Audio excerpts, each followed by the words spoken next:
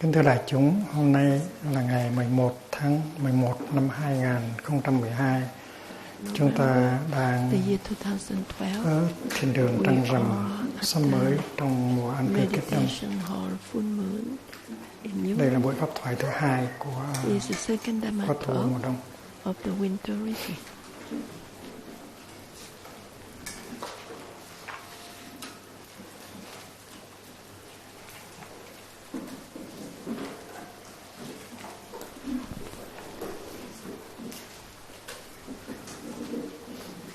Một thích ca lớn hơn Chúa Giêsu vào khoảng 500 năm, 500 mấy chục năm.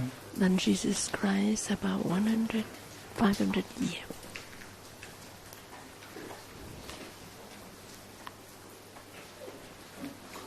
Và khi mà Thích Ca xuất hiện như là một vị thầy, thì ở Ấn Độ đã có những cái giáo lý, những cái niềm tin In India, there is mà already many teaching, Buộc và đạo Buộc đã chấp nhận. Ví dụ như là cái tín ngưỡng về luân hồi á, nó có trước khi Buộc ra đời. Samsara. Luân hồi không phải là một cái giáo lý mà do Buộc sáng tác, nó có sẵn trước ở trong cái truyền thống Ấn Độ giáo. Người ta tin có một cái linh hồn bất tử. Và khi mà cái xác thân tiêu hoại thì cái linh hồn đó nó tiếp tục và nó sẽ đi vào một cái xác thân khác.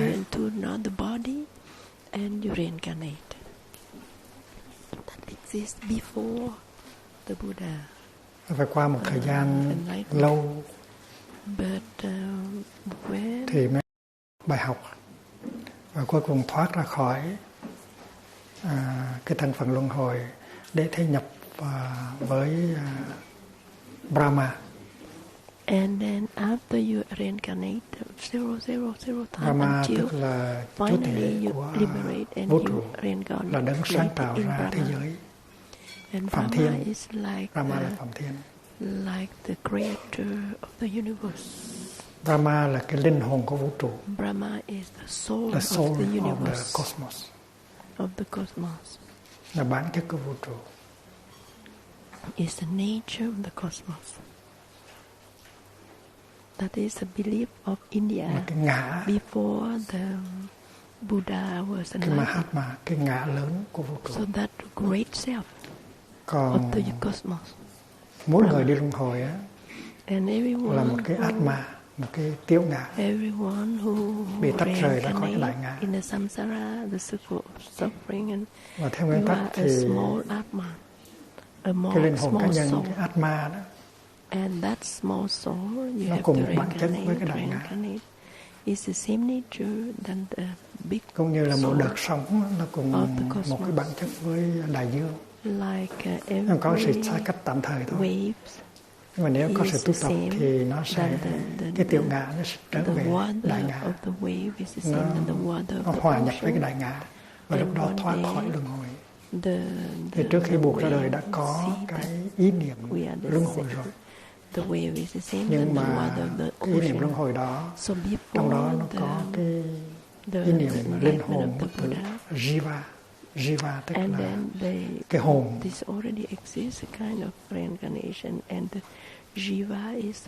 Thành ra mới có trong cái thời Buộc người ta mới hỏi cái câu là Jiva, cái hồn đó với cái thân là hai cái khác nhau hay là một cái. Hồn có phải là một với xác không? Hay hồn là một cái khác và xác là một cái khác nữa?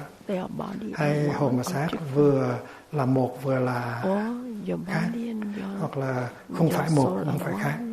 Bốn câu hỏi gọi là tứ cú.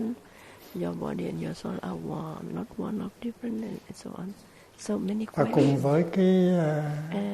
với cái tín ngưỡng về luân hồi, nó có cái tín ngưỡng về nghiệp, karma. Và tín ngưỡng về nghiệp này cũng phải do Buộc sáng chế ra. Trước khi Buộc ra đời đã có tín ngưỡng về nghiệp rồi. karma is the retribution of what you have done bad or good, and then you receive that retribution. Tín ngưỡng về nghiệp á, nó xuất hiện ở Ấn Độ vào khoảng thế kỷ thứ 7, thứ 8, thứ 7 trước Thiên Chúa giáng sinh. Lúc đó Bụt cho ra đời đã có quan niệm về luân hồi, về nghiệp rồi. Tức là gieo nhân gì thì chịu quả đó. Thì trong áo nghĩa thư, trong cái Upanishad đã có nói về nghiệp và luân hồi. Áo nghĩa thư có nhiều bộ, có một vài bộ xuất hiện trước khi Bụt xuất hiện, và áo nghĩa thư tiếp tục xuất hiện sau Bụt.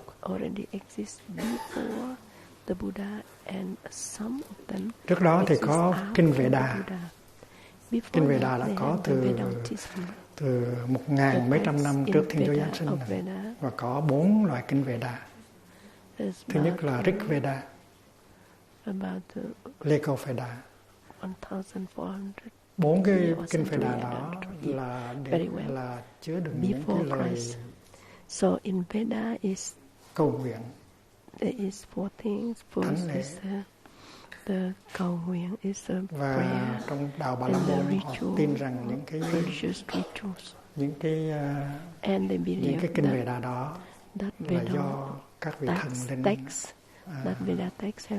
thiên khải reveal. That is the wisdom revelation, tức là thiên khải by a number of high. Và lúc đó có nhiều vị thần linh lắm. Mỗi cái thế lực ở trong thiên nhiên là một vị thần linh. Ví dụ như thần sớm, thần sấm, thần chớp, thần lửa. Có khoảng 33 vị thần linh như vậy. Và mỗi vị thần linh đó tượng trưng cho một cái sức mạnh của thiên nhiên. And that is the power gió of the nature. Cũng là một vị thần linh. And so the wind is very strong. The typhoon is also lửa. High spirit of đất. God of thunder, God of typhoon, God of earth. Mà rốt cuộc thì trong số 33 vị thần linh đó thì 3 vị trở thành ra quan trọng nhất. And 33 là Brahma, gods like là Phạm that. Thiên, người sáng tạo ra vũ trụ. Among 33 there is 3 vị thần linh the sáng best. tạo ra vũ trụ. And one is Brahma, Vishnu who created là người duy trì vũ trụ. the universe. And Vishnu và is the one Shiva là người who làm preserve. cho And Shiva tiêu hoại.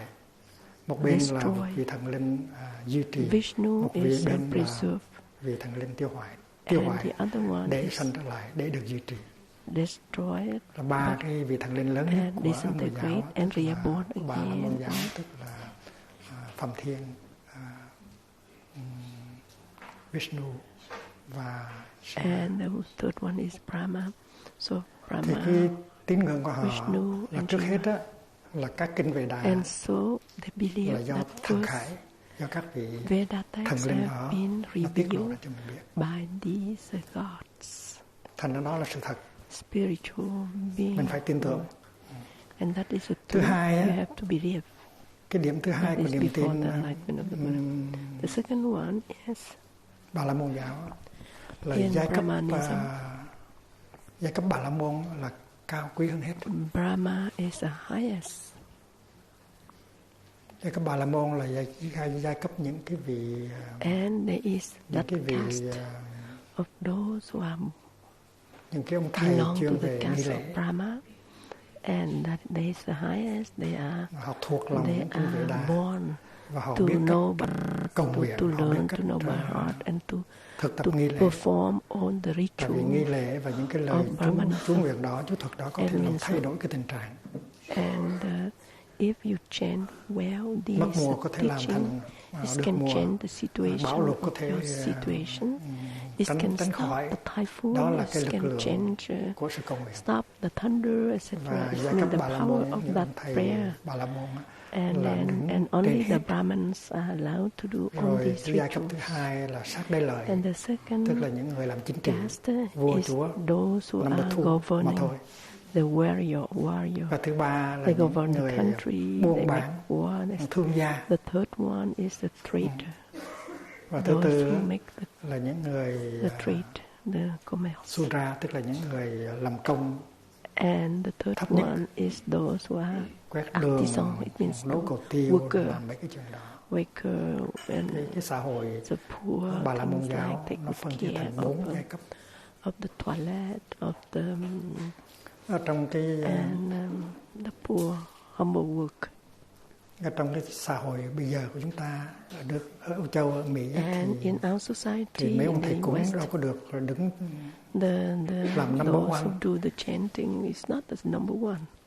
It was in the time of in India, but now in the West, those who are even trong xã hội chúng ta hình như là cái giai cấp thứ ba, giai cấp spiritual teacher, là thương gia đứng đầu.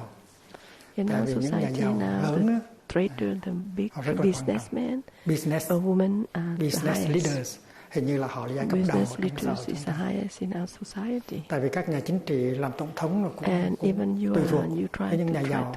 Nếu không có những nhà giàu cho tiền thì không thể nào mà vận động tranh cử tổng thống. By all these businessmen and women, you cannot các nhà chính trị hình have a như big là giai cấp campaign thứ hai. and you will not Obama be là giai elected. cấp thứ hai. So Obama belonged to the second caste, and Rockefeller the first caste. So the first caste is businessmen and women, but not thành ra spiritual teacher. Cái tín điều của họ là có 3 cái. Thứ nhất á, là kinh điển Veda là do thiên khải. Thứ hai á, là giai cấp Bà La Môn là cao hết, cao quý hơn hết. Và thứ ba là cầu nguyện, chú thuật có sức mạnh rất là lớn.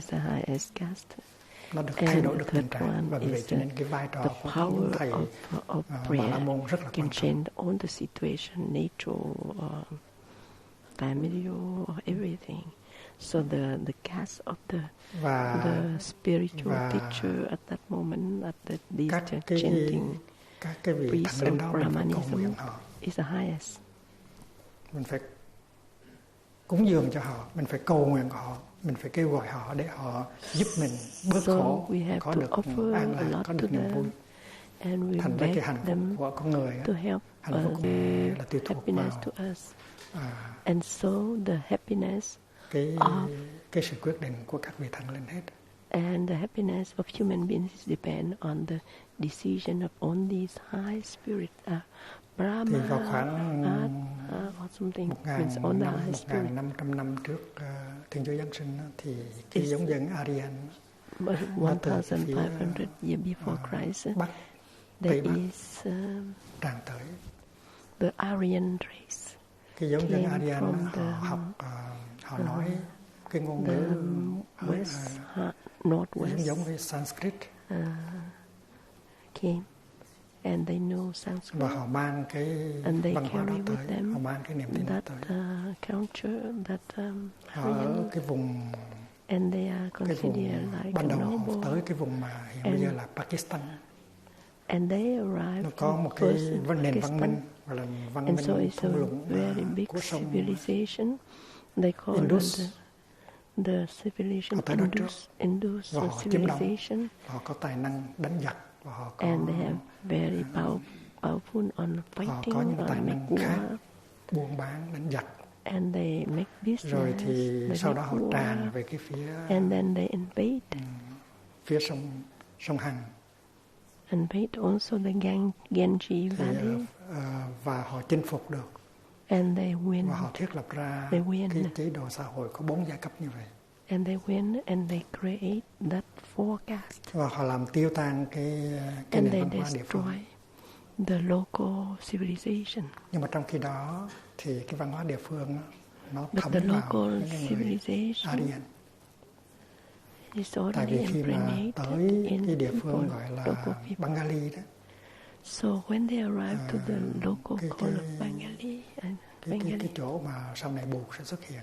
And where the Buddha thì appear manifest later on. Giáo sĩ Bà La Môn đó, họ bắt đầu học được những cái the teacher of Brahmanism, cái sự thực tập tâm linh mới. Họ bắt đầu thực tập khổ hạnh. Họ bắt đầu thực tập ở trong rừng. And they start to practice họ bắt đầu thực tập asceticism. Ngồi thiền. They stay in the forest. Tĩnh tâm. They sit họ thực in tập the yoga. forest. Những cái đó là and they practice yoga. Những người Aryan không có, Lợi An không có. Họ học được của dân địa phương. Họ thống trị dân địa phương. Họ áp đảo dân địa phương. Cuối cùng những cái văn hóa dân địa phương họ tu tập yoga, learn sitting meditation vậy cho nên sau áo nghĩa from thư, the local people. Nó có những cái loại and so the sách Aryan, gọi instead là of fighting, they also learn from the local culture, local Brahmana. civilization. They Trong also những cái sách learn the phẩm từ đó Brahmana. có nói về những cái And chuyện in thực tập Padishad, về khổ hạnh, second one is ở trong rừng, they mention về about that. thiền, Aryan yoga, people come and learn asceticism, stay in the và những ông thầy forest, tu, trong sitting số những ông thầy tu yoga, etc. And thầy so cúng a của Bà number La Môn giáo có nhiều of ông priests of rất là Brahmanism, khao khát tâm linh, cho nên học được thiền, học được yoga, they are very học được khổ hạnh, intelligent, and học they được nếp also sống trong learn rừng. all these things. Và họ sáng chế ra những cái sách mới gọi là Brahmana. And so they create a kind of combine of these two Và lúc đó cultures, thì áo civilization nghĩa and thư bắt culture. đầu xuất hiện. And so Brahman Upanishad start Có những cái sách nói về A-Lan Nhã. appear. And this book who speak about tức A-Lan là Nhã, sống trong rừng. Và lúc đó mới bắt đầu có những cái vị phạm chí, and tức là this những giáo sĩ, người Bà La Môn giáo á, họ không có bằng lòng, họ không có thỏa mãn về cái công việc gọi là phù chú tế lễ nữa. Họ đi tìm cái an lạc, cái hạnh phúc trong cái sự thực tập. the thunder, but they need họ không có tìm nhiều về cái phù chú pháp thuật và những lời cầu so nguyện. by themselves, these Brahman, great Mà họ Brahman muốn priests, trở về một nếp sống tâm linh mà những cái này họ học được của dân địa phương. Cái nếp sống khổ hạnh, nếp sống ở rừng, nếp sống độc thân, celibacy, living in the forest, và chúng ta thấy xuất hiện những vị phạm chí. Họ nói phạm chí là những người miscellaneous agitation, and so they have dòng more máu Bà La peace. Môn. And so a number Cao of quý. Brahman Chữ phạm priests. Brahma nó có nghĩa là Brahma means là cao quý. noble. Sau này Buddha nói rằng người ta cao quý không phải là do cái dòng máu, do người ta cao quý là the do Buddha sự said thực tập. that you are noble not because of you are Bất cứ born người nào from that thực tập theo family, đạo lý đàng hoàng but thì cũng trở because thành if cao you quý hết. practice Chứ well, không phải vì anh the sinh ra từ beauty, gia cấp Bà the La Môn greatness, the understanding, and then you become noble. Có nhiều câu nói So in the teaching of the Buddha is many things like that. You don't need to be born in the big noble family, but the way và sau đó of thì your cái ý look, niệm the về way nghiệp, of your behavior, the way of your thinking, về luân hồi give you the và nhất là về nobility quả báo of your mind and of your body. Nó trở And so thành that rất is many là texts of the Buddha have been speaking rất là about rõ. that. Yeah. And also about Và lúc đó người retribution, ta karma, cái retribution tín ngưỡng have về been elaborated luân by the hồi, Buddha nghiệp in và a quả very báo, clear and more concrete and more scientific. nó phá hoại cái niềm tin But của at trước that moment của it's kinh very Vệ Đà. clear. Tại vì trước đó theo kinh Vệ Đà, tức là cái hạnh phúc và đau khổ của người là do các vị thần linh quyết định hết. Your Nhưng mà happiness khi mà mình tin depends on vào the Brahma, nghiệp on và báo, the quả báo thì mình thấy rõ but ràng cái hạnh phúc, cái khổ đau là do mình chứ không phải do thần linh. Your happiness depends on your nó có một cái bước ngoặt như action vậy. and your retribution of the action. It means Từ kinh Vệ it's Đà more đi sang áo nghĩa thư. the Buddha used what exists and he elaborate in a more profound way, lúc đó, more correct way, các vị more giáo sĩ Bà La Môn giáo close đi to tu theo cái reality. kiểu So at that độc moment, thân ở rừng, the Brahmanis, thiền, yoga, some good thì teacher họ không có also tin rằng cái hạnh phúc của mình, cái giải thoát của mình là do các vị thần linh in ban the cho nữa, forest. mà là do cái sự thực tập của chính mình. And so they also practice and they feel happy Và to be celibate, to live free in the forest thứ năm, and thứ free sáu of trước all these Thiên Chúa Giáng sinh thì xuất hiện hai negative cái giáo phái things. lớn. And then, so before Jesus Christ appeared, there is two big spiritual do Mahavira cầm đầu, stream. và giáo phái thứ hai là Phật giáo do Đức Thích Ca cầm đầu. So Jana Hai giáo is, phái đó and the second one is Buddhism, tượng trưng the cho Buddha. cái sự phát triển tâm linh mà nó có gốc rễ từ Ba La Môn giáo và Phạm Thư và Upanishad. And so, and Buddhism and Upanishad and Brahmanism too, they are two big. But both try to clean their body and their mind, và chủ trương từ bi bất bạo động, and always preach for compassion, for non-violence, for ahimsa. It means no harm. Các vị giáo sĩ ở bên phải. And so among the disciples of the Buddha, there's a lot of them who came from Jainism. I think Kinanya is Jainism. Khi mà Siddhartha đi xuất gia đó, thì Siddhartha có đi học thiền với một số các vị thầy khác.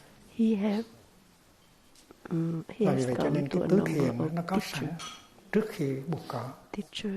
Và Bụt đã chấp nhận cái tứ thiền đó, sửa đổi đôi chút để cho những người bắt đầu tu tập. Và Bụt chấp nhận luôn cái ý niệm về nghiệp, về luân hồi và về quả báo. Thành ra mình phải biết rằng những cái đó hẳn không phải là nó có sự tiếp nối từ trên xuống dưới. Nhưng mà khi Bụt Siddhartha thực tập tứ thiền rất là thành công, nhưng mà thấy rằng không có đủ để mình giải thoát, không có chịu hóa được những cái khổ đau căn bản of dhyana, it means of meditation. He feels that it's not enough.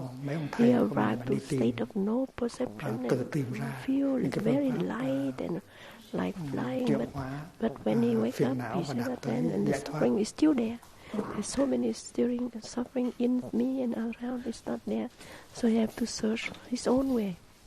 Cái phương pháp mình gọi là tứ thiền. Tứ thiền. He went through all the spiritual thiền tức là dhyana.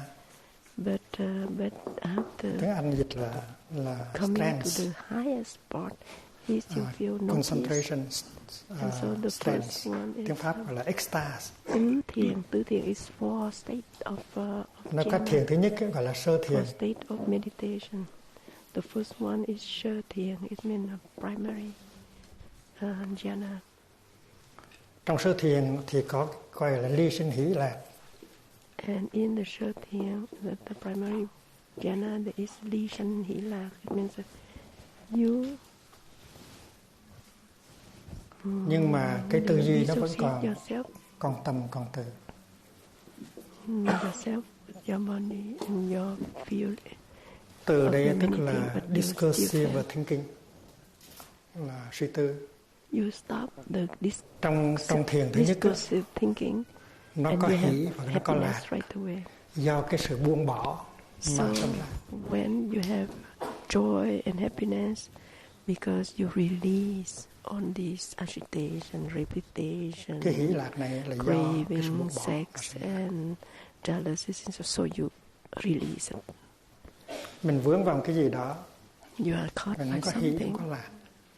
And you have no joy and no peace. Mà nếu mình rứt ra được no happiness, lạc means thì happiness. tự nhiên có niềm vui. But if you can cut them, cái đó gọi là and ly then ly means separate, cut. The joy and the cut happiness on born these miscellaneous feeling, và trong and đó, then you have joy cái dấu and tích you have của happiness. Tâm từ, but tức là in that thinking, period, your thinking is still. Nó còn tâm tức là bắt đầu chú tâm tới một cái vấn đề, một cái chuyện đó, bắt đầu suy nghĩ initiative thinking in a very subtle way.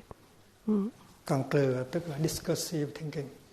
So discursive thinking. Ví dụ như có cái bông hoa nó có ông nó tới like nó đầu trên cái bông hoa đó, when the bees come and land, và nó đi vòng vòng nó khám xét bông hoa đó là the bees land on the we call tầm, and then when the bắt bees đầu try to search chú tâm tới the honey, để suy tưởng bằng điều gì đó thì giống như con ong it means the second nó part of tầm đầu lên cái bông hoa. So the mini master illustrate like rồi tầm từ means when you are like a flower and the bees visit the flower, the bees just land on the flower is tầm, is first part, and the second part is you look deep and search là nhị thiền. It means you start to stop and you start to look deeper, lúc đó and deeper and gọi là định sinh hỷ lạc, deep vision. And the second, nhờ có cái concentration, nhờ có cái chú tâm, mà cái hỷ và cái lạc này you nó lớn also lên. have hỷ and lạc. You also have joy and happiness. Tend to the concentration.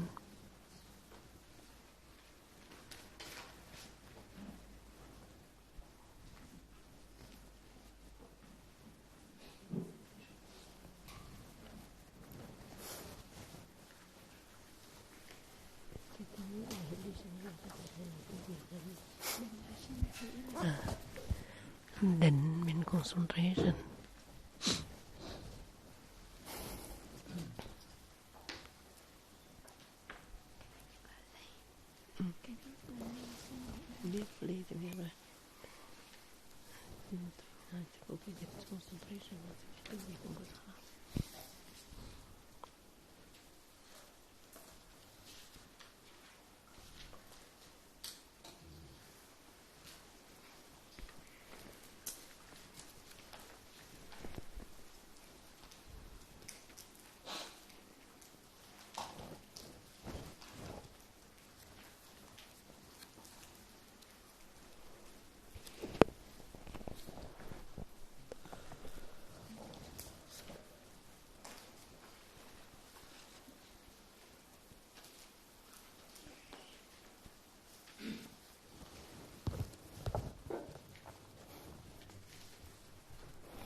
Tới đây á, thì nhờ có định, Thanks to concentration, nó sinh ra hỷ và lạc. Nhờ the có định practitioner can have thì joy cái tầm và and cái từ này nó happiness. chấm dứt, nó không còn suy tư nữa.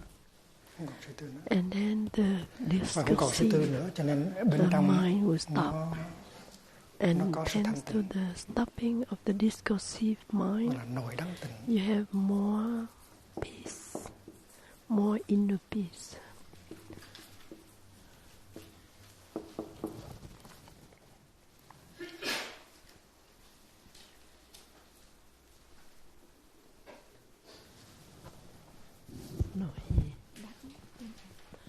Nội đẳng tịnh. Nội means inner, đẳng đến is thiền thứ ba, equal. And tịnh is peace, and peace is very equal. There's no up and down. And the third one is, thì người ta bỏ được cái hỷ và người ta duy trì được một cái lạc. the third one, you can release the Gọi là joy, ly hỷ but nhiều you lạc. keep the happiness. So the third state of meditation of jhana, Cái niềm you vui này arrive to the nó màu nhiệm hơn. lihi, Cái hỷ you kia drop nó the còn có joy, tính cách because the joy is some agitation. Joy is some agitation. But when you have happiness, the happiness is phấn khởi, still, is hơi equal, exciting. there is Và no khi mà nó exciting, có but cái it's tính deep cách joy, a hơi deeper kind of joy. But they call kích thích. happiness the Thì way mình the chưa patriarch có practitioner thì cái lạc của mình nó explain that the lạc means chưa sâu, chưa lớn. kind of happiness, Cho nên but khi there's mà no bỏ agitation, no cái sự vui mừng excitement. kia thì And cái hạnh so phúc của you mình nó arrive sâu sắc to hơn, nó đậm hơn. the chữ đậm là more stable hỷ thì chưa được happiness. đậm lắm, vui mừng When quá, you have joy, a little bit there's that excited. happiness, still have a lot of excitement. Còn But ly hỷ yêu lạc li là cái hỷ, you thứ ba. live. Li is mean live. Hỷ mean that excited joy. And you have diệu mean wonderful. Lạc mean happiness. That wonderful happiness. Stable, wonderful happiness.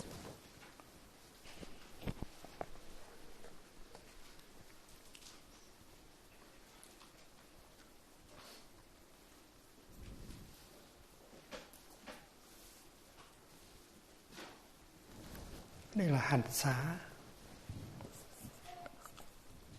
Or they can call han sa. Han mean action. Saha is release, letting go.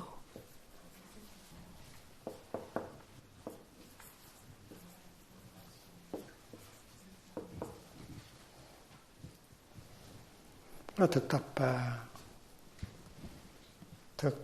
buông bỏ, thực tập chánh niệm và thực tập bắt đầu có những cái thấy.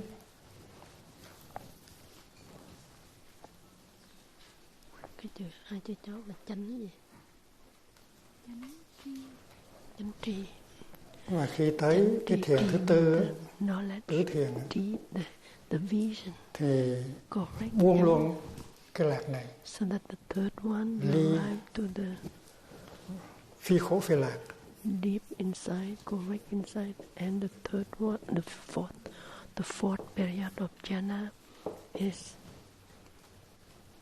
Không đọc này, đọc tiếng Nhật lớn lên. Đọc chữ Nhật 4 từ thứ.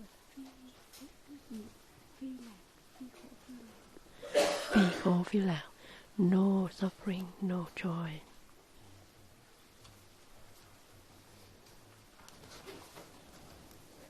Và lúc này thì xả thanh tịnh, niệm thanh tịnh. So the equanimity, the letting go increase, more purified. Thanh tịnh tức là cái purification. Thanh tịnh means purification. Ở trên này mình đã thực tập xả rồi. So the third one you have là mình trained to release already. Xả để buông luôn cái hạnh phúc này. Tại cái hạnh phúc đó nó cũng vô thường. Cái hạnh phúc ở trong thiền định nó cũng vô thường. Mình phải đi kiếm cái gì để cho khi cái lạc đó không còn nữa, mình không có đau khổ. Và cả hai cái xả và niệm đều trở nên thanh tịnh. Cái này gọi là tứ thiền. Nó thuộc về thế giới gọi là sắc giới. And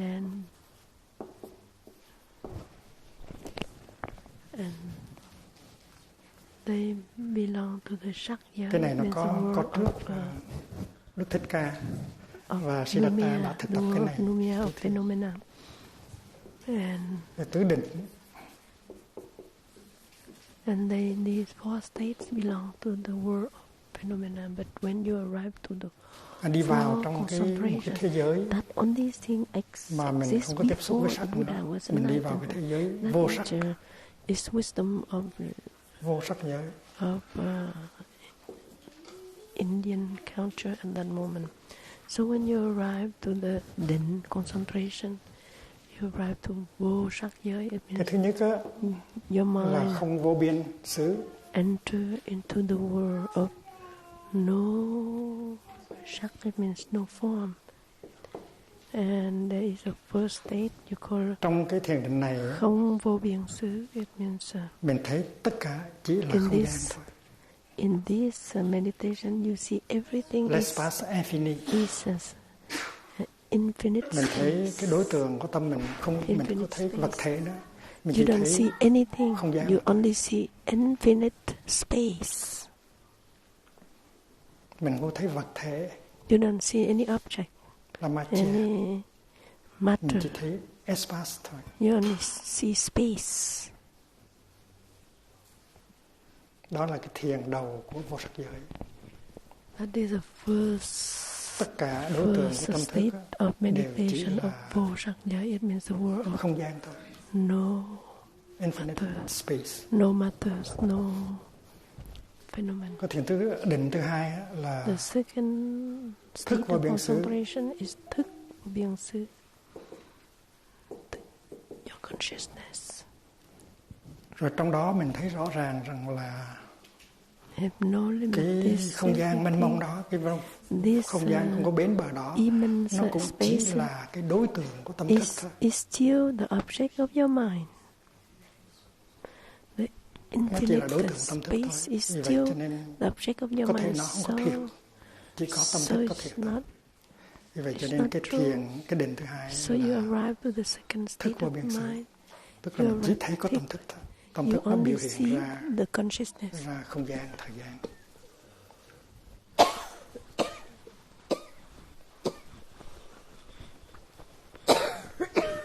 Limited consciousness.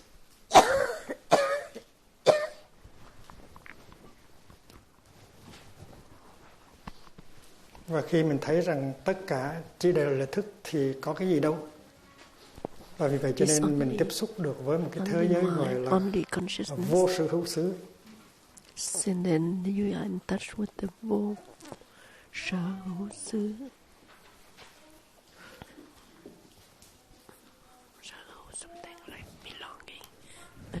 Tức là ở đây không những không gian nó không có mặt thiệt, mà tất cả các vật thể nó nằm ở trong không gian, như là tinh tú, như là mặt trời, mặt trăng đều không có. The space vô sự xứ. is nothing but also tức là cái xứ sở ở trong đó không có cái gì hết. Domain The world of nothingness. Like và a star, thứ tư, cái định thứ tư là the world of nothingness, of emptiness. Phi tưởng, phi and tưởng the xứ. third one is the fourth one is phi tưởng xứ.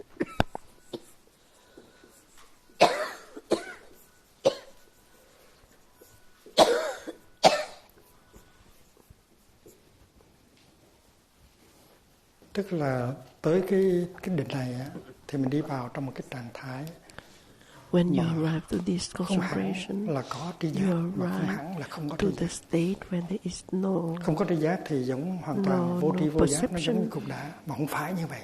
But no perception, no sensation, no feeling. But there is.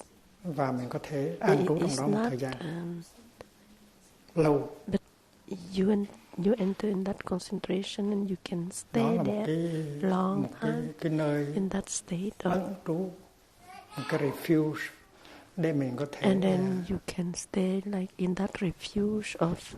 Để mình có thể lấy lại cái sức khỏe, cái sự yên tĩnh của mình. And that you can restore your peace. Cái sự trị liệu của mình. Your really stillness. Ngày xưa Siddhartha đã tập các cái này.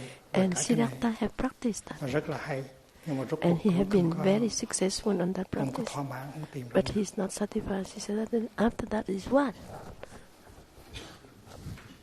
When I enter in that state, I'm peace, but I have to live every day. Cái này gọi là tứ thiền, nhưng mà kỳ thực ở trong cũng có định. And cái này gọi I cannot resolve bốn the định, suffering here. nhưng mà kỳ thực ở trong này cũng có thiền. So he decided. Và tất cả những cái này đều đã có trước khi buộc ra đời. And because it exists before the Buddha manifests in this tứ thiền world. Tứ thiền, tứ so định. there is good teacher who do that. Tứ phạm trú. And he followed that, and he tried, and he have seen, and he have been successful, but it's not satisfy him, because what he want to search is the deep peace in order to face the world and behave in the most beautiful way to the world. Để giúp cho mình có thể. And he said that he do not deny. He said that is help có thể trở về với phạm thiên. To heal something in you, but mà sống một cuộc sống and you can dwell with Brahma and you stay happily with Dharma. Thì cái này nó cũng có nguồn gốc từ bên Bà La Môn giáo.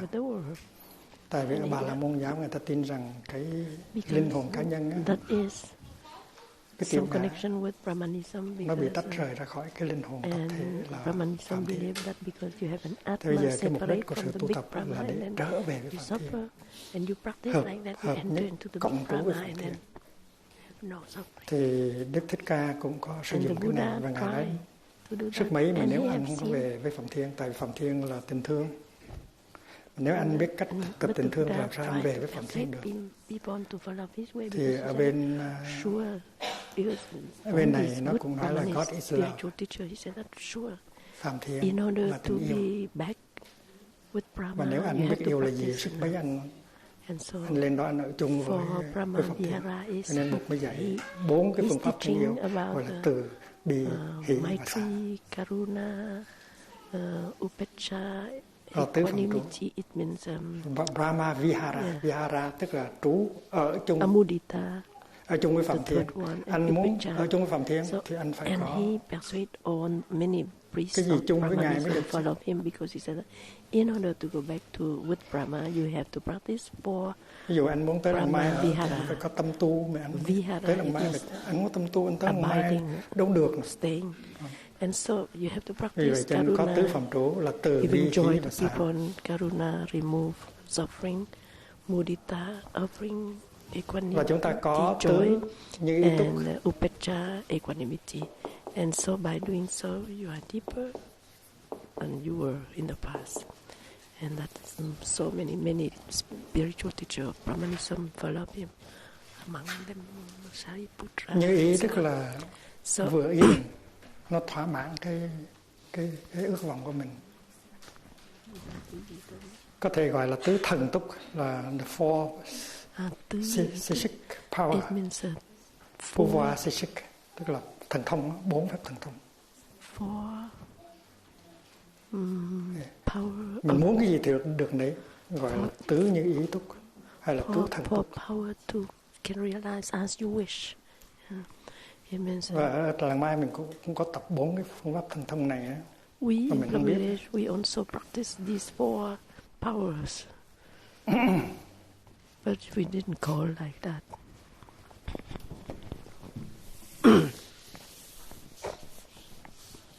Les 4 pouvoirs psychiques. The 4 psychic powers.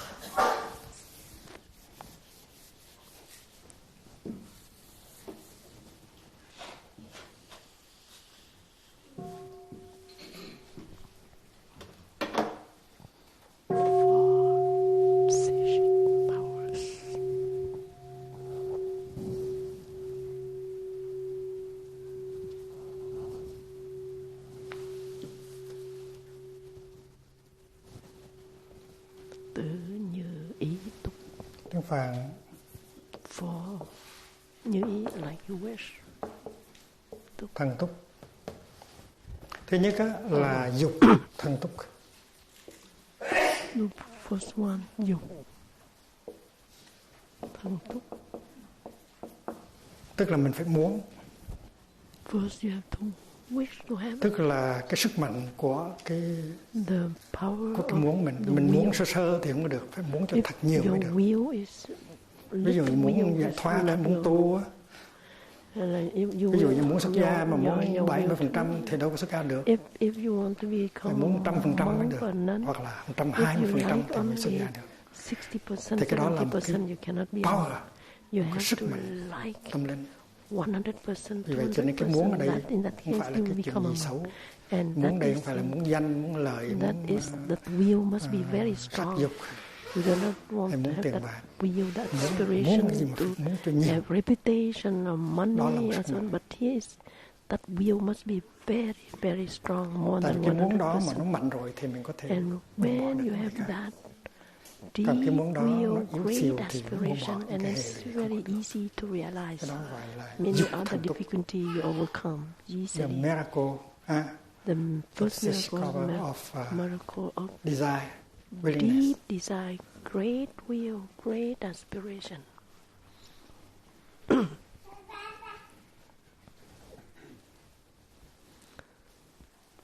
Ví dụ như mình đang coi TV hay là mình đang nghe nhạc trên công sơn, hay là mình đang coi phim ở trên internet, tại vì mình thấy buồn, mình cần có cái gì để giải trí, rồi mình chìm đắm cái đó.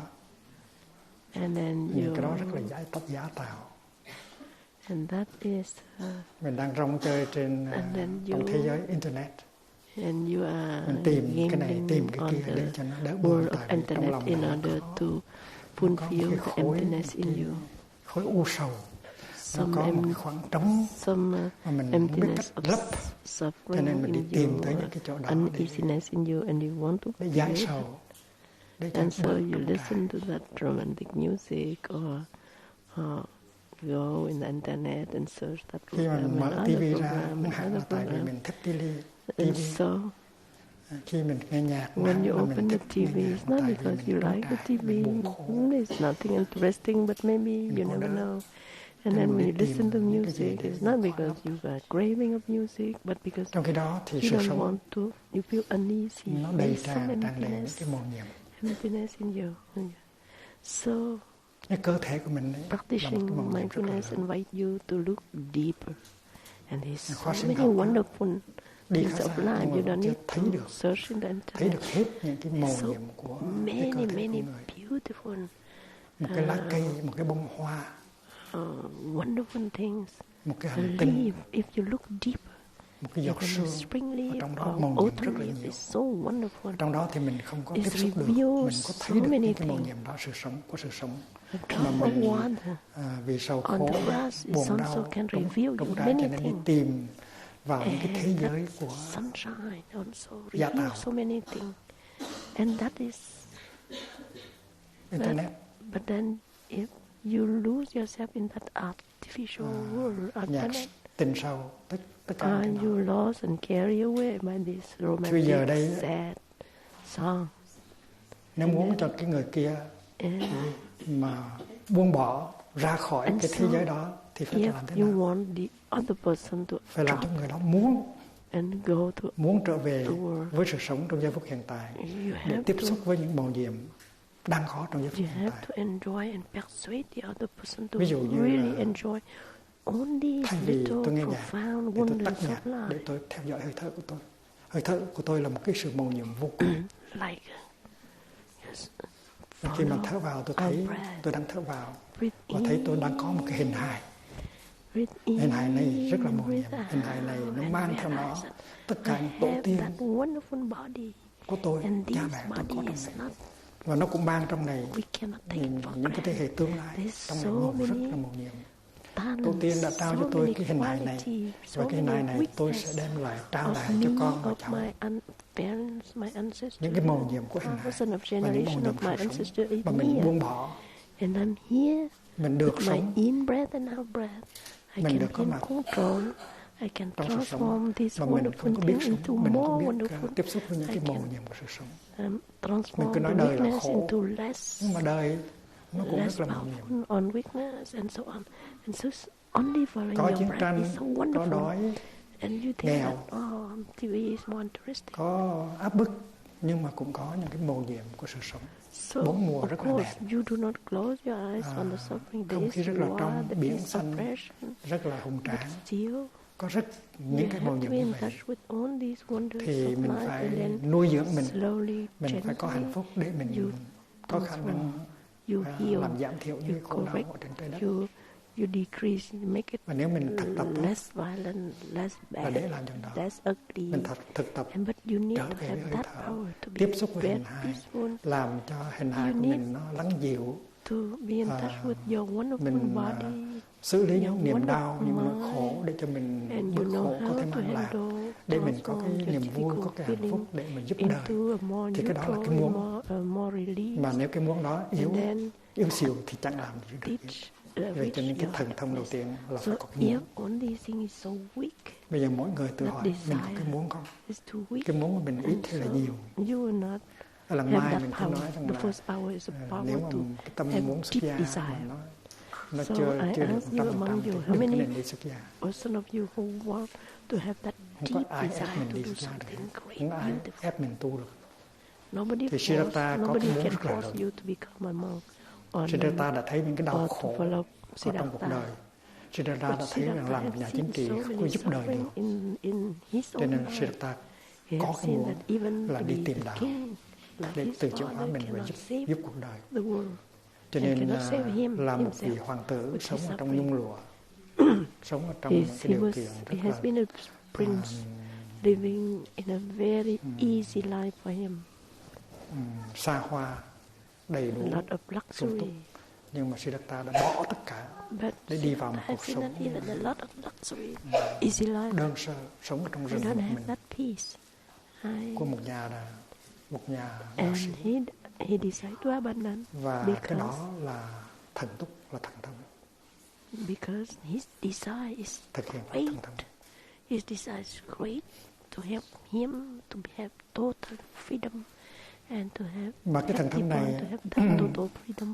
Why having to live in this world, not đôi khi mình không cần tu luyện lâu ngày, meditation state like ví dụ như là mình đang đi và mình suy nghĩ vớ vẩn quá khứ và tương lai, mình đang đi mình nói chuyện này tới chuyện kia với người kia, mình thấy cái đó nó đâu phải là hạnh phúc. And you continue to talk and walk and talk và nếu mà mình được tiếp xúc với giáo lý của Bụt, thấy được cái pháp thiền hành màu nhiệm, thì mình ngưng lại cái sự suy tư đó, ngưng lại những câu chuyện đó, wandering tới hơi mind, thở bước chân, and if you thì mình thấy rõ stop ràng speaking, là còn sống go và được đặt back những to bước your chân in này breath trên and trái out đất. breath, Đó là phép and to lạ. be in touch deeper with your body, deeper with your breath, deeper with the present moment, and you can see deeper the beauty of the leaf, the beauty of the grass, the beauty of the raindrop, the view of many things, and the Linchi Zen teacher said that the miracle is to walk on earth, not on the water, not on the fire, but if you walk là chỉ có mấy ông tiên mới làm được. Deeply, you are in touch with your breath, the present moment, your body, your mind, what happened around you that is a miracle. Thần thông là that miracle. Is what Linchi teacher said. Hành là đi. Thần thông đi trên mặt đất. Không cần phải đi trên lửa, không cần đi trên mây, chỉ cần đi trên đất là đó in thần the thông rồi. earth Mỗi is bước chân like a miracle, mỗi bước chân có like a powerful, very powerful, có tình thương, nó nhờ có niệm, nhờ có định, nhờ có thần thông. It means spiritual power. Thì mình có thể the spiritual power is to walk on earth. Địa hành thần thông. So walk on earth, you can perform a miracle already. You don't need to walk on the fire. Thành ra mình đừng có mặc cảm là mình có biết. So don't have complex that you cannot make any miracle like. Không biết làm phép lạ, mình có thể làm phép lạ được. You cannot make any magical thing. You just walk, but profoundly. Người kia đang ở trong một cái trạng thái buồn khổ, chán đời. Mà mình tới ngồi với người đó, mình mỉm cười, mình nhìn và mình nói một vài câu, mình giúp cho người đó ra khỏi địa ngục. Có những người thiền sinh tới đây, họ nằm ở trong cái trạng thái đó, buồn khổ, chán nản này kia kia. Có một thầy, một sư cô ngồi đó và giúp cho họ thoát ra trong vòng 15 phút, 20 phút. Người đó thoát ra khỏi địa ngục. Cái đó là thần thông. Và mỗi sư chú, mỗi sư cô, mỗi thầy đều có thể làm được nếu mình muốn. And then you make him up, wake her up. Giúp đời, cứu người là chuyện có thể làm được. Nhưng mà trước đó mình phải giúp mình và cứu mình trước. To save that person who lost in despair, cái thần thông đó nó xảy ra rất là nhiều. Sư cô Chân Không là một người chuyên tham vấn cho sống mới. Và sư cô báo cáo rằng nhiều khi chỉ trong 20 phút mình biến đổi một người, làm cho con mắt họ sáng lên, làm cho họ nở được nụ cười. And that person was so sad, desperate. After 20 minutes, that person becomes something quite different. Her eyes become brighter. And that is everybody can do it.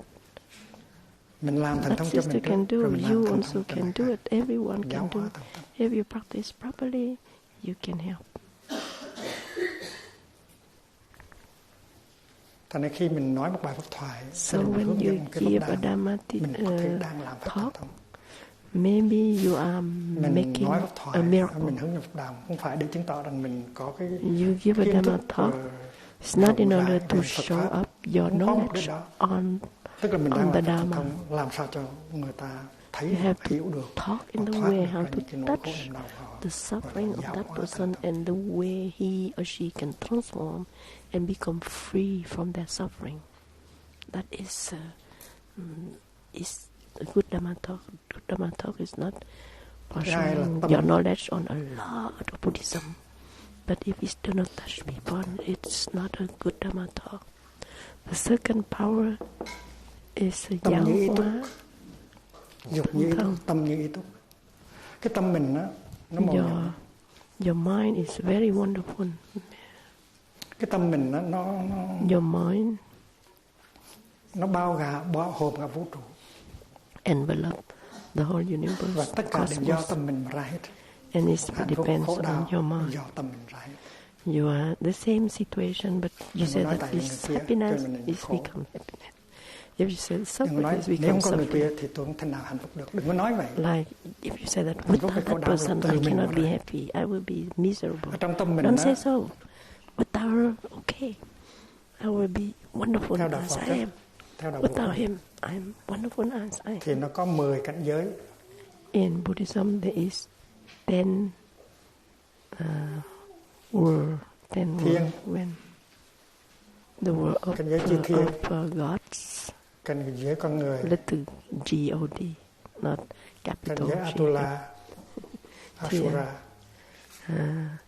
Human, Asura, is a kind of world where people are very angry.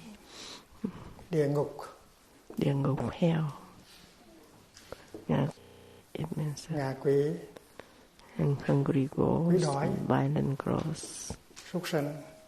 and children is animals in the bad meanings. Thanh văn, Thanh văn is the hearer. You only get. thanh văn là các thầy các sư cô đó. You like to listen to the Dharma talk. That is you. Đừng có bỏ cái chỗ này We chạy are. vô cái chỗ này. Đừng có bỏ chỗ này chạy vô chỗ này. So don't bring the hearer to that Dương giác, piece of health. So Bồ Tát, viên giác is means you enlighten by yourself. 10 cảnh giới without the đó teaching. có trong tâm mình hết. And Bodhisattva and Buddha. Mình đi tìm buộc á, So there is thì nên tìm 10 tâm. words. Mình muốn It đi tìm exists địa in ngục you, á, cũng or nên cũng phải đi tìm ở trong if- tâm. Địa ngục nó If you ngay want trong to tâm mình. find hell, you Có khi have nó right từ dưới away đó hell. nó đi lên địa You ngục. think something very bad, ugly thing, and you are in hell. Địa ngục nó đi And lên if chứ không phải là mình rớt xuống địa ngục đâu You nha. have, and so the hell arises in you. It's not you fell down in hell. Địa ngục ở trong đó có It's đủ hết. because you are in your mind. The hell is giới in của your chư Bụt mind. cũng có trong đó. And Thành ra but mình the Buddha in your mình phải mind, chọn. Asura up to you is to in your choose. in your mind, and Cũng như là Bodhisattva một is cái in your mind, and Buddhahood is một in your cái mind.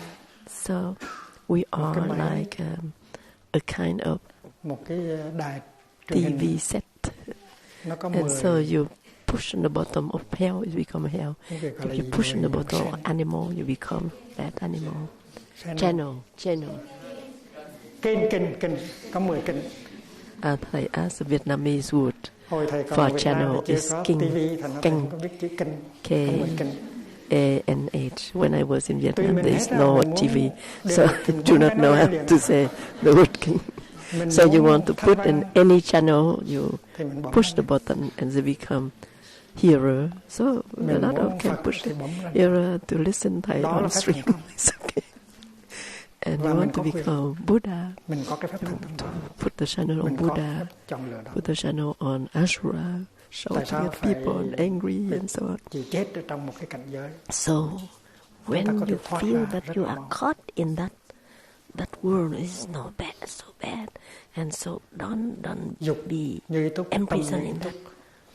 Push the channel, the button to go to another channel of Bodhisattva, of Buddha, Cần như ý many túc. wonderful things. So, cần như ý túc. Cần tức là sự Làm như ý túc. sự Cần như ý túc. siêng năng. So the second one cái is năng lượng của is sự you put your mind in one of tinh the tấn. 10 channels of TV in Thì chúng ta biết of rằng yourself. tứ chánh cần á, là một And cái the phương third pháp one is rất là cần. hay. Ở tại làng Mai tứ chánh Cần cần tức là is phương a pháp kind of diligence training tâm hạt to giống. be diligent. And Và so chúng ta chỉ tứ tầm it hạt means giống that tốt in thôi. Plum Village we have 4 kinds Mà of không có tứ tầm diligence. hạt giống không tốt. When the Ta tưới những hạt good giống seed tốt is nơi there, ta. try to keep it. Và ta When the đừng bad có seed tứ is tầm hạt giống manifesting, không tốt nữa. try to put it down. Second, Thì when tự nhiên hạnh phúc nó có mặt it means trong mỗi so giây phút can đời sống. mean in order to have good Ta diligence, you chỉ have tứ to tầm hạt giống tốt nơi người only kia. water the good seed in Ta you. đừng có tứ tầm In hạt people giống không tốt around nơi you. người kia, tội cho họ và cũng tội cho mình Don't luôn. water the bad seed in other Cái people, đó gọi là selective because if watering. you water Là the bad tứ seed tầm in một cách, others, she or he suffer, but you also trong lòng, suffer. trong lòng. So try to Người be to kia practice cần như ý túc. It means you try to water the world of heaven in her, and then you receive a wonderful fruit. Người kia cũng có hạt giống xuất gia, mình tưới tầm hạt giống xuất gia, người kia có thể trở thành người xuất gia. That person, người kia the other person will have the seed of monastic. You water the seed of monastic, wonderful monastic. She or he become a monastic. But if you say that no, it's not good, you marry me, so you do not.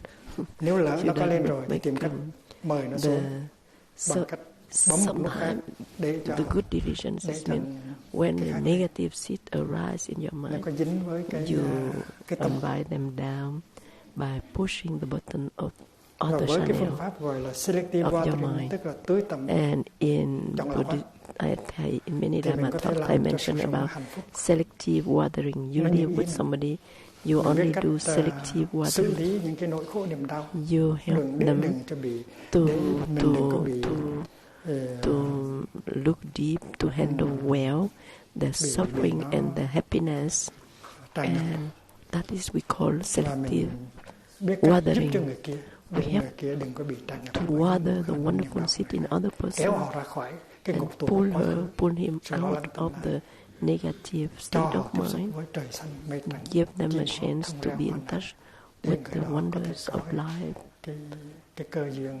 Blue sky, white cloud, wonderful forest, wonderful leaf, etc.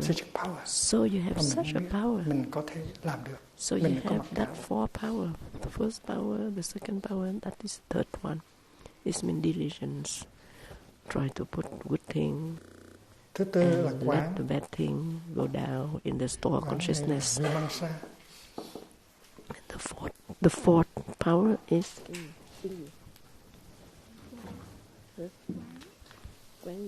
Quán như ý túc. Quán it means looking deeply, and you have that power. And Thay try to illustrate. Quán means the energy who help you to look deep, and you can hear deeply. You see things very deep and normal day you do not see. You did do 10 suits concentration. You look deeper, and you can hear something that the other person even cannot speak out. But you feel by looking deeply, and you can feel the suffering, the difficulty, the uneasiness of other person. So you can tend to that quán, looking deeply, and then tend to that you overcome that judgment on bad or good. Having that, not having that, you are freer. And so in your ability, you have all these powers. You are not a god, and you are not a bodhisattva, but you can. In you have all these powers. The power. And also dục như ý túc. Also the if you want, you have dục an tắc an. If you want peace, you have peace. So if you really want that, you can do it. And you can practice. You have to train. Like even you have to play tennis, you have to train several days, several weeks in order to be able to play tennis. It's the same for here. You have to train yourself. Trước khi thầy quên thì thầy nhắc là thầy Before I forget, I have to tell you có tên mới rồi. The brother Liên Quang, the Chinese friend, An Quốc Thiên, the Chinese brothers from China. His name is An Quốc Thiên. Thiên is the word of the country of peace. Này phải ăn mừng. So you have to celebrate the new name of our brother An Quốc Thiên. Cái nước đó phải làm cho nó an. That country of peace. An bình của đất nước. That country of peace have a wonderful sky of peace. country of peace and wonderful kind of peace. And thì trước chúng ta đã học về means country tứ y, and thiêng means sky. And last time we learned tứ y. Và gì nữa? Tứ gì nữa? Tứ tất đàn. Tứ tất đàn. Last time we learned tứ y, tứ tất đàn. Now we learn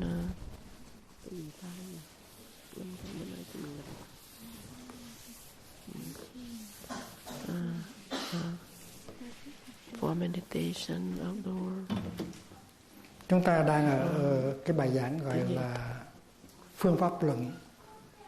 So we are in the teaching of a methodology of Buddhism. Chúng ta đã học về so we want to learn the methodology of Buddhism.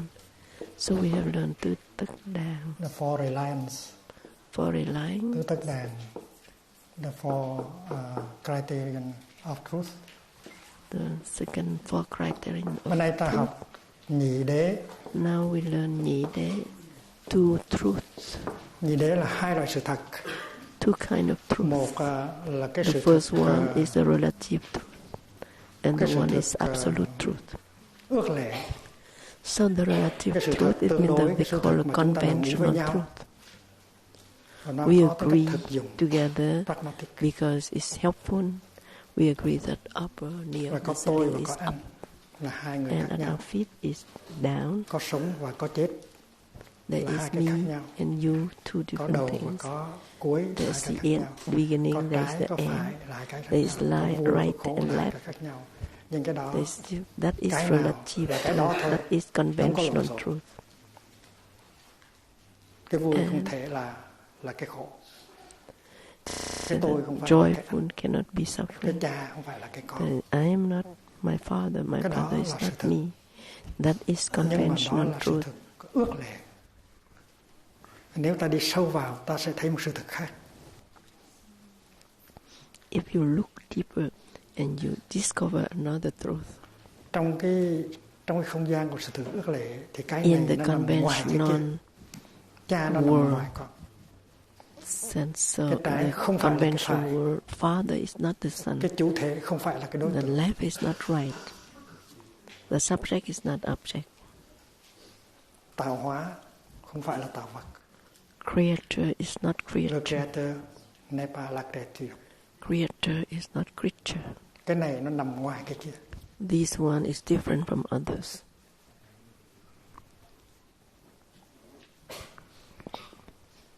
Thì cái đó gọi là thế tục đế. Thế tục đế. They sometimes call thế tục đế. Đế means truth. Thế tục is the worldly. Samvriti. Satya. Thế tục đế.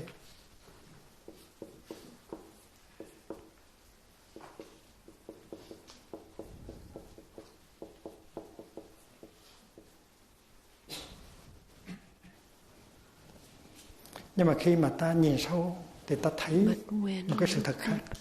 We see another truth. Nhìn sâu vào người con thì ta thấy cha You see the son. Look deep into the sun, you see the Nếu không có cha all thì the không có quality, the talent, Nếu có the con thì người weakness kia phải được gọi là cha. of the father is in the son Vì cho or nên in ta the daughter. tới sự liên hệ giữa hai cái. And you see Ta the không thể nào father, the lấy cha ra mother khỏi different con, from that lấy con ra daughter, khỏi that cha. son. But Cũng như you trái và you phải, see all lấy these trái quality, ra khỏi cái phải weakness, không được, talent, lấy phải ra that khỏi trái thing không of được. both parents are in the child. But sometimes not manifest. Lấy chủ thể ra khỏi đối tượng không manifest được, alone. lấy đối tượng ra khỏi chủ thể So không được, we, lấy but hồn ra khỏi xác không được, lấy xác ra khỏi hồn there không is được. subject and object, but you cannot take out object and subject. So you Và vì have vậy cho to nên learn to trong embrace cái both thấy sides. gọi Subject là and object are one, thắng nghĩa đế and you cannot take right from the Paramata left. So này. we arrive to the absolute truth. Paramita is absolute truth. Thắng nghĩa đế này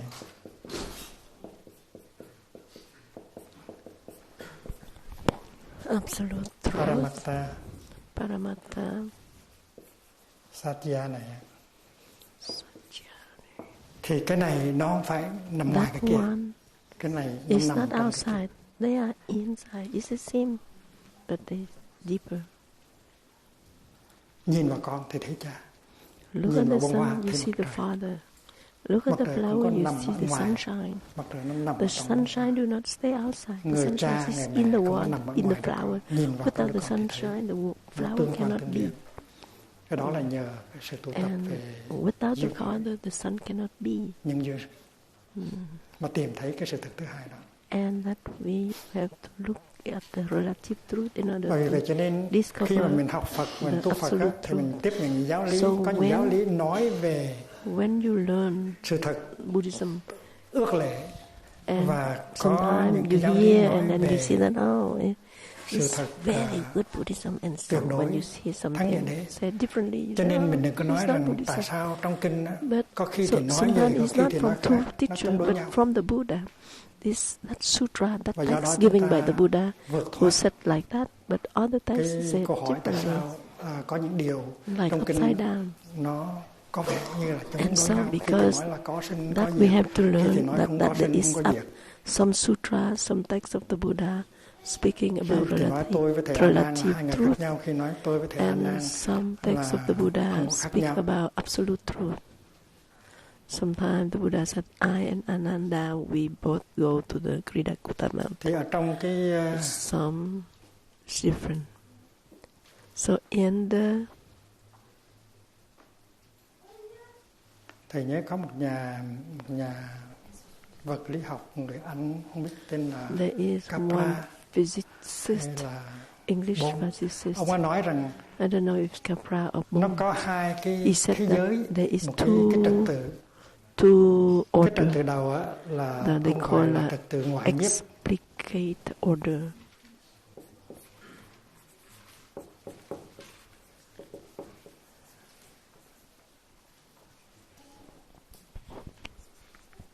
Ngoại nhiếp. Tiếng Anh là the explicate order. Explicate order.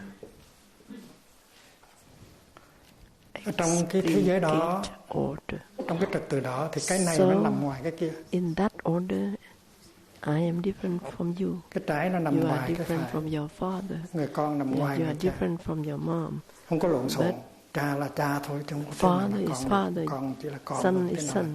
Son cannot be the father. Nhưng mà nhìn cho kỹ á, but you look deep, thì thấy được rõ ràng rằng you không phải như vậy. Really một cái nó chứa even đựng rất là nhiều cái. but one. Đứa con nó chứa đựng không những cha, mà nó chứa đựng mẹ, nó chứa đựng tổ aspiration tiên, of the son is not only aspiration of the và cái đó father, gọi but là aspiration of the son, of his mom, his grandpa, and many. So nội nhiếp, gọi là implicate order. Implicated order. Implicated order.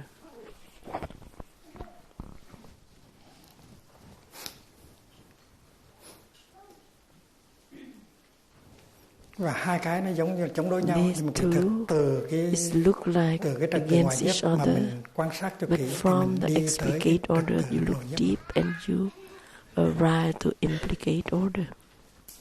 Ở trong cái khoa học lượng tử bây giờ, in the người ta có những cái chân lý science, bề ngoài nó chống đối lại với những cái chân lý khoa học mà đã được tìm thấy trong cái khoa học cổ điển. Truth they discover in the khoa học classical vật lý cổ điển được đại diện bởi nhà classical Newton. Classical science represent và by những cái sự thực Newton về khoa học vật lý cổ điển nó được áp dụng rất là thành công trong cuộc sống. Thì nó là sự thật. Nhưng bây giờ những cái sự thật mà tìm ra trong khoa học classical science nó rất là khác. Is very helpful. But now some discovery và nếu mà mình không buông bỏ những cái sự thật mình đã học trong and if you don't release your knowledge on the classical science, and you cannot understand why it looks like strange, like opposite of what we learn. Khi mà mình nói tới một cái điện tử, một cái electron, we speak about the electron. Thì nói electron này với là những cái khác, nó là khác nhau, nó ở ngoài nhau. Nhưng mà kỳ thực but cái in kia fact, có ở trong cái này. nó đi tới cái trật tự nội nhiếp. Because they belong không to có cái gì có thể riêng biệt được hết. Order.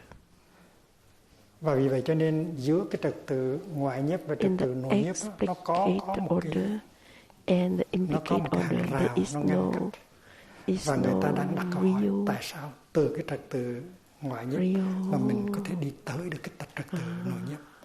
Từ cái explicate order and people ask why from the explicate order we enter tạo into ra một cái sự dây liên lạc giữa khoa học cổ điển với khoa học mới.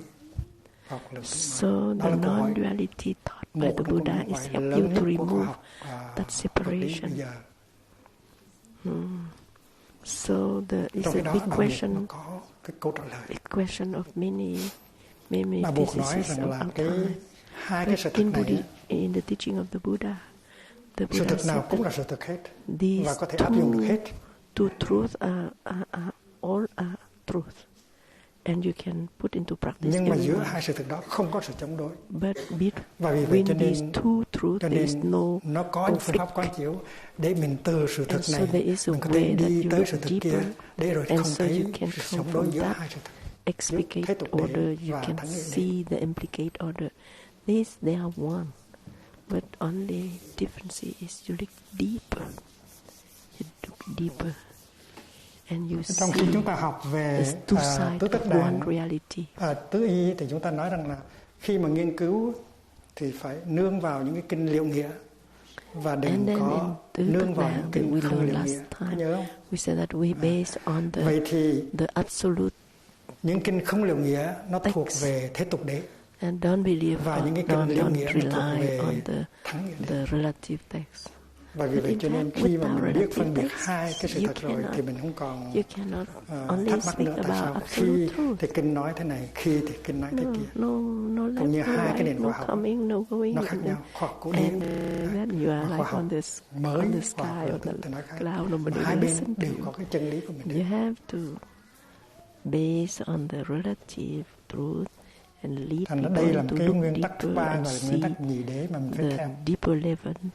Nếu không có nắm được nhị đế thì mình sẽ bị and so if you don't know that, then you lost. You will lost. You will the Buddha contradict himself. Thứ tư là cái phương pháp. You have to see. And the third tính tướng biệt quán. Tính tướng biệt quán. It means tính is nature, tướng is the form.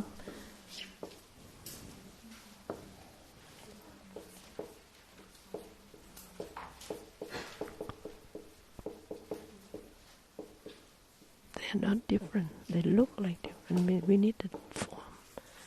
But by nature, like we need the form of a wave, but you need các vị tổ sư đã tìm ra và trao đổi cho mình cái phương pháp này là phương pháp học. So, tính nature. Trong khi mình nghiên cứu thì mình phải phân biệt cái tính và cái tướng, hai cái nó khác nhau. So when make a research, we see that the nature.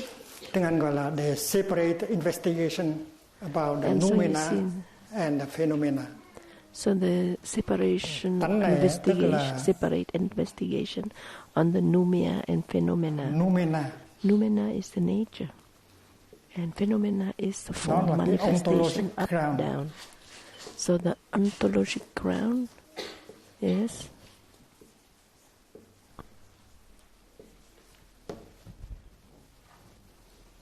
that is ontologic ground. And so tướng is a phenomena. You see manifestation. You can perceive the world of phenomena. And tánh is the world of noumena. Noumena, it means the nature, the substance. Bản thể. Cái gốc. The roots. The substance. Còn tướng là thế giới hiện tượng. The phenomenal world. Tướng means phenomenal world. Thành ra khi mình nghiên cứu mình đừng có so when you make a research, don't mix up. Nghiên cứu về tính về bản thể you make a research about phenomena, nghiên cứu về hiện tượng, chỉ nói về hiện tượng thôi, đừng có lộn xộn. Ví dụ như chúng ta có ở trong duy thức pháp tướng duy thức học, chúng ta có cái danh sách của 100 pháp. And so in the manifestation of our mind, thế giới hiện tượng được phân làm thành 100 cái things, 100 categories. phạm trù. Categories. Ví dụ như là sắc, like tức là vật chất á, sắc mean matters is one. Feeling. Sắc, thanh, hương, vị, thanh xúc, mean sound, nhãn, nhĩ, tiểu, tiệt, thân, ý, chia ra như vậy, có tất cả là trong pháp. Sắc, thanh, hương, vị, xúc, pháp. Thì trong pháp đó nó có form, những cái pháp gọi là pháp vô vi. Perfume, taste, ví dụ như hư không. Hư không là một pháp vô vi. Con mắt là một pháp hữu vi. Hư không mean emptiness. Pháp hữu vi tức là and then your eyes is a kind of composite that people can touch.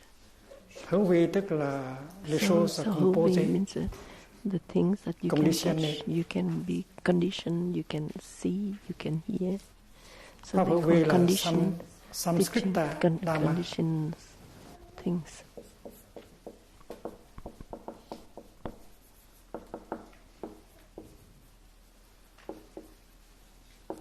Samskrita. You can touch.